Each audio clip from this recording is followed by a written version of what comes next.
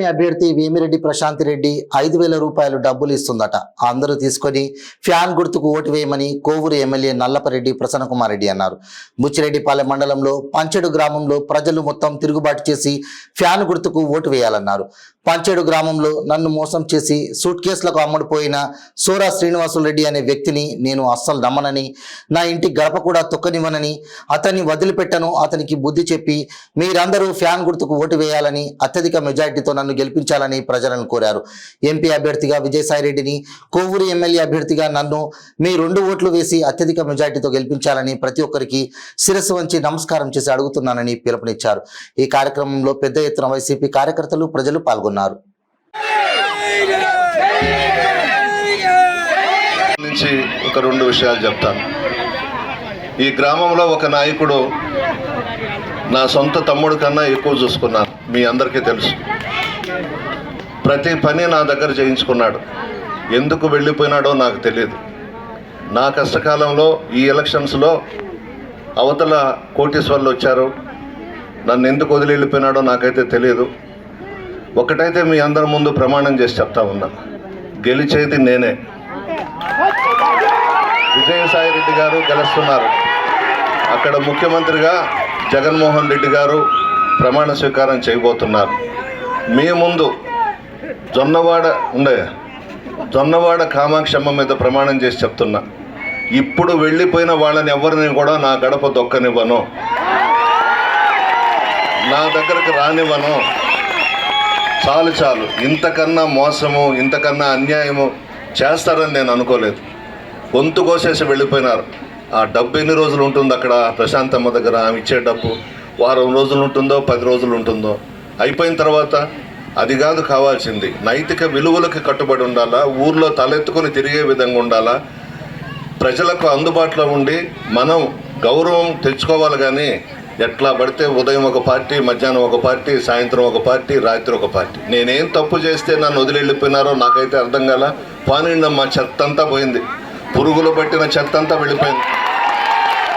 ఇంకా మనకు అవసరం లేదు. ఈరోజు నాతో కూడా ఈ పంచేడులో ఎవరైతే తిరిగారో వైఎస్ఆర్ కాంగ్రెస్ పార్టీ నాయకులు కానీ, కార్యకర్తలు కానీ, మీరే మా కుటుంబ సభ్యులు, మీరే వైఎస్ఆర్ కాంగ్రెస్ పార్టీకి నాయకులు, కార్యకర్తలు. మీరు ఏమి చెబితే అది చేస్తా. ఈ పంచేడులో ఏ కార్యక్రమం చేసినా, ఏ అభివృద్ధి కార్యక్రమం చేసినా నేను చేయించిందే. ఆయన ఇంట్లో నుంచి తీసుకొచ్చి ఏం పెట్టలేదు. నేను బయట నుంచి ఫండ్స్ తీసుకొచ్చి పెడితేనే ఈ పంచేడులో రోడ్స్ కానీ అన్నీ కూడా చేసింది నేనే. తలెత్తుకొని తిరిగి చెప్పగలను, ధైర్యంగా చెప్పగలను మీ వద్దకు వచ్చి. ఆయన ఇంట్లో నుంచి తీసుకొచ్చి పెట్టింది ఏమీ లేదు. ఇదిగో ఇవల్ల ఏదో బెదిరిస్తూ ఉన్నారంట. పోలింగ్ బూత్తుల్లో ఎవరికి ఓటేసేది తెలిసిపోతుంది, మీ అంతు చూస్తాము, ఇవన్నీ మాట్లాడుతున్నారంట. ఎవ్వరు చూడలేరు. ప్రజలు కానీ తిరుగుబాటు చేస్తే నువ్వు అసలు ఈ ఊర్లో కూడా తిరగలేవు. కొంచెం జాగ్రత్తగా ఉంటే మంచిది.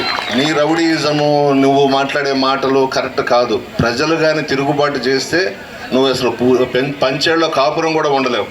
అనవసరమైన మాటలు కదా అవన్నీ. దేనికి మాట్లాడుతున్నావు?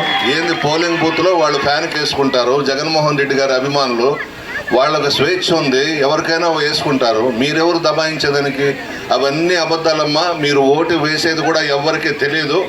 మీరు లక్షణంగా మీరు లోపలికి వెళ్ళి ఒక్కొక్కరికి 2 ఓట్లు ఇస్తారు, 2 కూడా ఫ్యాన్ మీద వేయండి.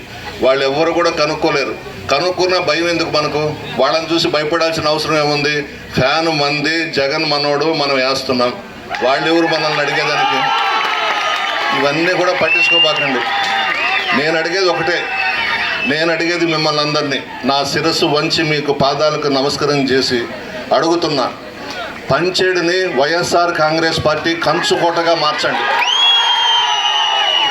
ఇక్కడ ఎవరైతే దౌర్జన్యం చేస్తున్నారో మీకు ఇక్కడ స్థానం లేదు. ఇది జగన్మోహన్ రెడ్డి గారి కంచుకోట అని చెప్పేసి నిరూపించండి. చాలు. ఒక్క ఓటు కూడా బాగూడదు. ఇస్తే డబ్బులు తీసుకోండి, బంగారంగా తీసుకోండి. ఓటు మాత్రం ఫ్యాన్ మీదనే వేయండి. ఒక్కొక్కరికి 2 ఓట్లు ఇస్తారు.